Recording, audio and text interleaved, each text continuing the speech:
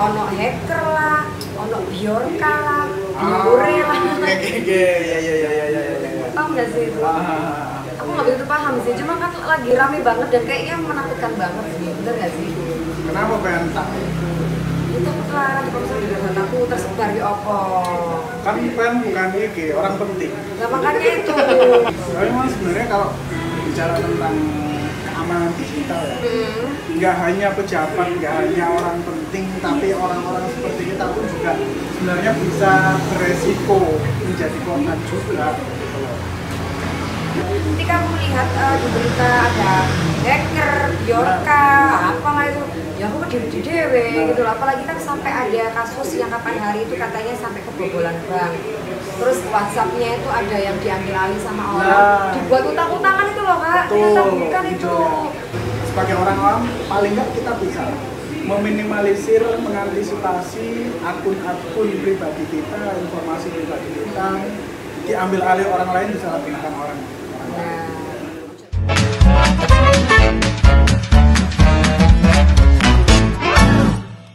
Halo everybody, welcome back to Ngopi Sidoarjo. Ngobrol pintar tentang Sidoarjo. Bareng aku Inat Haulwaya dan juga pastinya Vendra.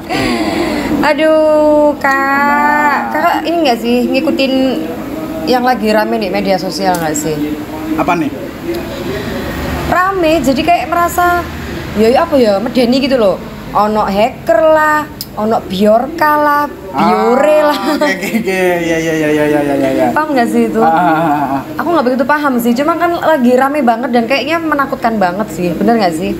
Kenapa pengen takut? Ya takut lah nanti kalau misalnya data-dataku tersebar ya opo. Kan pen bukan iki, orang penting. Lah makanya itu. Jadi tau nggak sih gara-gara masalah ada hacker, biorka dan lain-lain. Jadi aku tuh merasa kayak artis. Iya. Ojo-ojo buka handphone kak ya, ada notification. Loh, ojo-ojo iki biorka, ojo biorka. Ojo biorka gak ngarah kenal ambek aku gitu. Paranoid dewe ya. Temenan, paranoid banget gitu loh. Ikutin nggak sih kak? Ngikutin. Panas sering. Ikutin nggak sih? Ikutin ya. Ya memang keamanan digital itu menjadi iki ya mbak, isu yang lagi panas juga ya. Buat masyarakat seperti kita ya panas ya, apalagi buat pejabat-pejabat yang dibongkar aibnya. Ya makanya itu. Semakin panas. Iya, sampai kayaknya aku pernah baca juga itu ada beberapa pejabat itu yang ternyata beliau masih vaksin kedua. Wow. Bener ya? Nah itu. Aku baca itu. Tapi memang sebenarnya kalau berbicara tentang keamanan digital ya, nggak hanya pejabat, nggak hanya orang penting, tapi orang-orang seperti kita pun juga sebenarnya bisa beresiko menjadi korban juga gitu loh. Iya juga sih. Yang ada kasusnya kayak banknya kebobol itu. Betul. Itu ngaruh ke situ nggak sih akhirnya? Pada akhirnya ngaruh ke situ nggak sih? Sebenarnya lebih ke ini sih, informasi pribadi yang kita miliki itu bisa disebarluaskan oleh orang yang tidak bertanggung jawab, itu kan juga sudah itu menjadi satu hal yang cukup menakutkan juga kan kayak gitu. Ngeri juga ya. Ngeri banget ya. Ancaman-ancaman seperti doxing dan lain sebagainya. Doxing itu apaan? Doxing itu upaya untuk ini mengancam kita melalui cara menyebarkan informasi pribadi milik kita. Oke, I see. Atau jejak-jejak digital kita di masa lalu. Wow. Kayak gitu. Serem juga ya. Kayak gitu. Serem juga lah ini nih aku tertarik nih ngobrol masalah kayak gini kak. Aku sebagai orang awam ya, jujur nih aku awam banget dan aku memang bisa dibilang agak gaptek sih. Aku dibilang untuk kita mengantisipasi untuk masalah seperti tadi kayak misalkan jejak digital kita atau mungkin hal-hal yang pribadinya kita, data kita itu kita harus seperti apa ini sebagai orang awam ayo menurut sampean? Sebagai orang awam ya. Karena mungkin kalau berbicara tentang keamanan digital yang harus mengatur internet, harus mengatur settingan DNS, IP address dan lain sebagainya itu orang awam nggak paham lah. Saya sendiri sebagai orang awam juga nggak paham mbak. Apalagi aku kak. Mumet kan ya kan. Terus kita harus bagaimana terus? Kita sebagai orang yang awam itu juga bisa lah melakukan upaya-upaya antisipatif yang sederhana tapi juga cukup efektif. Gitu. Contohnya misal. Gak usah handphonean. Gak usah handphonean, bener. Ya contohnya seperti apa? Ini verifikasi 2 langkah. Oh, I see. Itu biasanya ada di Instagram maupun WhatsApp. Instagram, WhatsApp, Facebook, ya kan. Oh iya, Facebook. Email pun juga sudah ada sebenarnya. Tuh.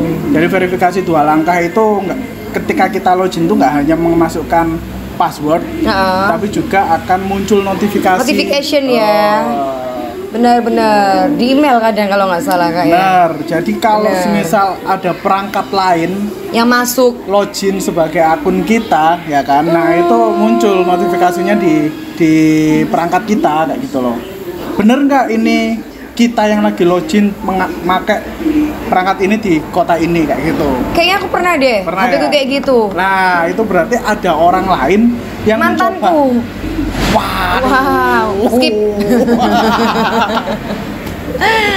Oke Kak Ben, kalau misalkan kita ngomong kayak masalah gitu. Verifikasi 2 langkah tadi itu sudah ini enggak? Oh sudah. Sudah aktifin itu Kak? Sudah, karena aku cuman pakai media sosial, cuman pakai WhatsApp, Instagram, satunya lagi ada aplikasi dating. Enggak. Cari jodoh enggak lah kalau itu ya. Nyari. Hah? Nyari. Enggak sih, udah ada. Udah ada. Makanya itu. Berarti aku pun akhirnya juga tak aktifin semua akun-akun media sosial maupun emailku verifikasi 2 langkah. Kemudian juga nggak sih? Yes. Karena sampean juga mungkin orang yang juga sebenarnya ngerti tentang ini ya, apa ya, IT. Sedikit lah. Apa sih kita bilang itu IT ya? Iya. IT ya. Kalau aku kan memang nol potol, nggak bisa, nggak ngerti. Ya, sebenarnya aku tahunya itu pun juga dari iki Mbak, jenenge pelatihan. Oh, ada pelatihannya. Jadi aku sebagai jurnalis dulu itu pernah ikut pelatihannya Aji, ya kan. Itu tentang bagaimana menjaga keamanan digital bagi seorang jurnalis. Nah, sebenarnya apa yang dilatihkan kemarin itu sedikit banyak juga bisa diterapkan untuk orang awam juga. Kayak gitu. Mulai dari itu tadi verifikasi 2 langkah, ya kan. Terus ini Mbak, pernah nggak pengen ketika pakai laptop, pakai handphone, ya kan, buka Instagram, login Instagram, terus muncul notifikasi simpan password? Oh iya, itu di beberapa aplikasi sepertinya ada deh.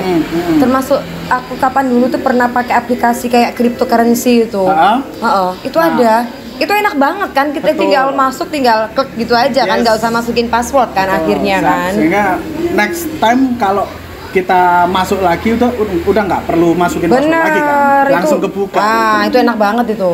Nah, bagaimana kalau laptop atau handphone pean itu tiba-tiba hilang, terus ada orang lain yang pakai laptop dan juga handphone pean untuk login? Kok baru kepikiran ya, aku ya? Ya kan? Berarti itu login otomatis itu termasuk itu bahaya juga ya? Ya, akhirnya beresiko itu tadi. Ya oh kan? Iya ya. Gitu. Iya ya. Ya memang pada akhirnya kalau kita pilih no, ya kan? Nggak menyimpan password kita, nggak login otomatis, kita mengorbankan kenyamanan lah. Iya sih, kayak misalkan kita sambil nyetir misalkan harus tek harus dulu masukin kan. password lagi, harus masukin ini dan lain sebagainya, ya kan. Kok aku baru kepikiran ya Kak ya? Aku sering loh kayak gitu itu. Nah, ini bahaya juga ya. Benar. Wah, ini ilmu buat teman-teman juga nih, karena kita kadang kalau misalkan membuka aplikasi apapun ada biasanya save password ya. Yang dimana kita kalau misalkan kita mau login itu langsung gak perlu nulis-nulis taktuk nama passwordmu atau apa namanya ID passwordmu atau apapun itu ya. Itu bahaya juga. Memang ya. Benar. Kalau semisal perangkat kita itu hilang, kita bisa mengeksekut melalui perangkat yang kita punya yang masih tersambung. Misal laptop ini hilang. Gitu. Oh, coret atas tubuh. Oh iya, atas tubuh. Nah, aku iso melog out WhatsApp, Instagram, email yang ada di laptop ini melalui handphoneku. Tapi, ya kan? Biasanya ketika uang kelangan laptop, sing dieling pertama kali adalah goleki laptop Iya. Bukan data-datanya. Iya, benar. Bukan melogout akun itu ke handphone. Benar. Karena bayangnya aku mang cicilane ya.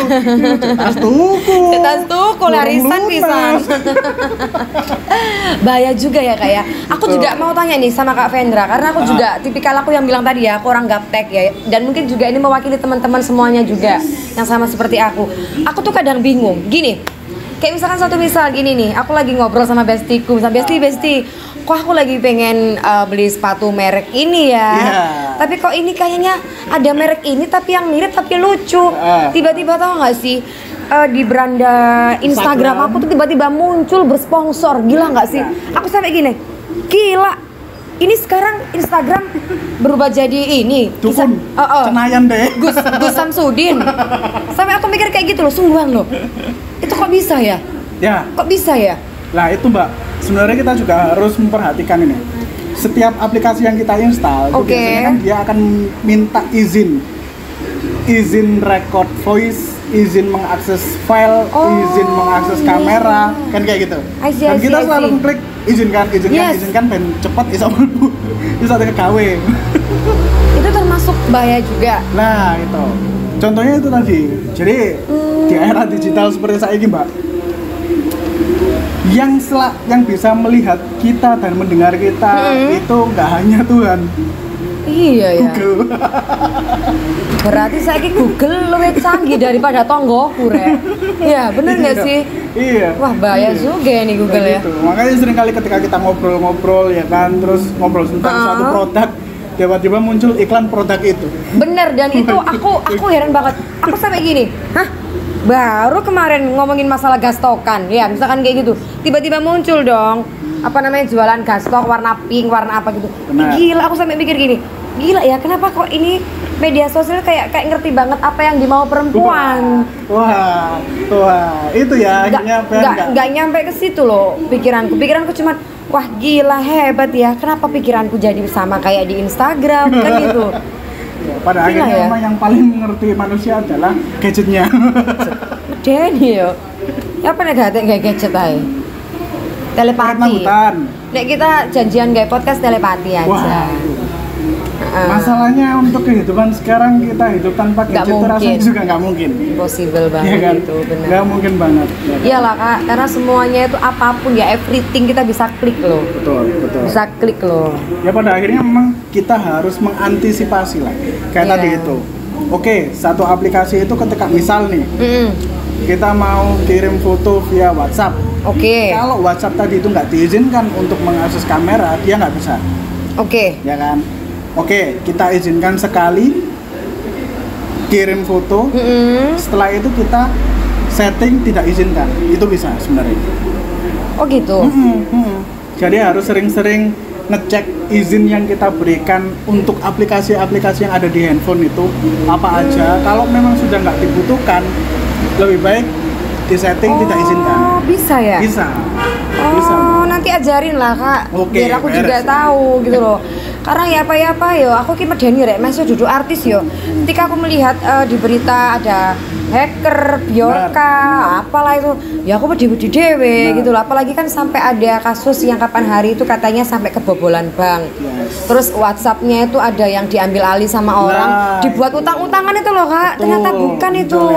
Nah, kan yo aku medeni kan. Makanya terus sebenarnya ini ada juga ancaman kayak doxing tadi itu. Tapi sebenarnya gini, antisipasi yang paling efektif adalah memang kayak Instagraman.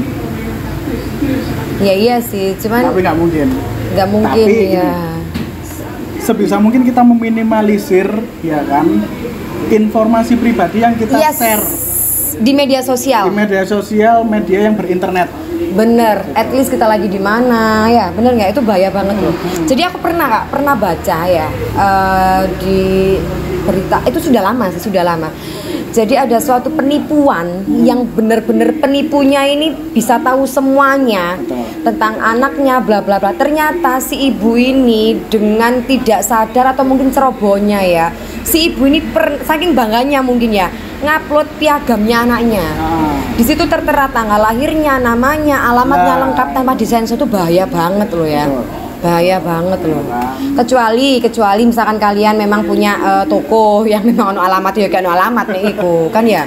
Karena itu juga kenapa di Instagramku itu sangat minim sekali fotoku, foto keluargaku, foto istriku.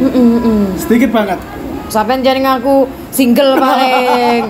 Halo kakak bojo, iki loh ngaku single aja paling. Alasannya iki mau kok. Temen ta. Sampai Mang Ciprati merico loh. Dulu waktu pelatihan Aji itu Mbak, bahkan ada wartawan senior. Khususnya wartawan investigasi. Dia itu nggak pakai Instagram, nggak pakai WhatsApp, nggak pakai Facebook, ya kan? Dia hanya pakai SMS dan telepon. Wow. Bisa ya? Saking takutnya mungkin ya? Karena resikonya besar, khususnya untuk wartawan investigasi ya. Oh iya, iya benar. Itu resikonya gede banget. Benar. Makanya meminimalisir informasi. Selalu tiap kita membagikan informasi pribadi ke internet jebret, menghapus itu sangat susah sekali. Jejak digital itu susah banget bener. Jadi pada akhirnya kembali ke perilaku kita dalam menggunakan media sosial. Benar, berhati-hatilah untuk menggunakan media sosial apapun yang kalian upload, kalian share. Jadi media sosial ya. Jadi media sosial itu wadah di mana kalian bisa gak ngerti lah pamer apa. Jadi mengundang orang untuk melihat kita. Bener nggak? Suatu ketika misalkan orang sih nggak seneng ambil kita dan itu orang itu moro-moro dia pinter di IT, hacker pisan, mampus lah kalian sudah. Berarti kita harus hati-hati yang bener ya kak ya. Bener. Hati-hati komentar. Bisa di aku gak panik. Wah, pernah komentari iki nih. Aku lo komentar paling ahing. Aku nek komentar hal pribadi ngono aja gak akeh. Tips terakhir adalah banyak berdoa. Apa sih kak? Itu mentala. Ngenteni lho arek Sidoarjo. Ya wis, pada akhirnya itu tadi banyak berdoa.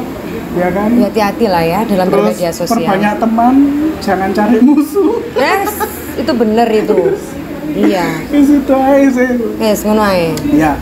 Jadi pokoknya itu tadi ya kan. Sebagai orang awam paling nggak kita bisa lah meminimalisir, mengantisipasi akun-akun pribadi kita, informasi pribadi kita diambil alih orang lain, disalahgunakan orang lain. Ojo mari ngono kok data pribadimu tersebar nyalano Pak Lurah, yo ojo lah ya. Tapi tadi ya disclaimernya ini untuk orang awam. Orang awam. Kalau untuk orang penting, petinggi, pejabat negara, kayaknya nggak bisa pakai ini. Ya harus bayar lah. Harus bayar. Ya bayar lah. Keamanan digital. Iya nggak mungkin lah. Nek orang-orang kayak kita ini, yo bisa lah verifikasi 2 langkah tadi itu ya.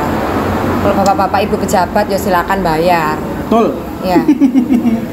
Oke Rek, mungkin itu aja tips yang bisa kita sampaikan Mbak. Mudah-mudahan bermanfaat ya kan. Bisa lebih tenang lah uripe. Nah, dan intinya adalah berhati-hatilah dalam menggunakan media sosial. Apapun yang diposting, apapun ketikanmu itu adalah berbahaya. Itu susah untuk dihapus jejak digital. Benar. Berbijaklah dalam bermedia sosial. Wis ngono arek yo arek Sidoarjo. Bye bye everybody. Thank you.